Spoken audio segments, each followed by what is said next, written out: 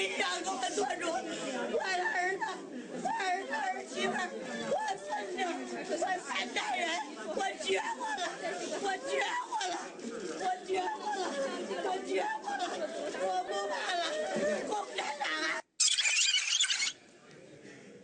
Well, need no explanation really, do they?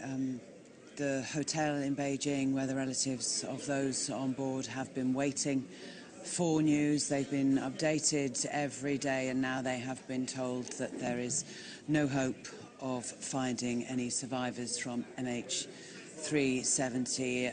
I've seen reports that stretchers have been taken into the room where those relatives had been waiting and that at least one person fainted upon hearing the news. That hope was now lost after this Inmarsat data showed that the flight had headed along the southern corridor, the southern route that was the strongest possibility all along, and debris spotted, not confirmed that it is from an aeroplane, but debris spotted certainly southwest of Perth. Well, Alistair Bunkle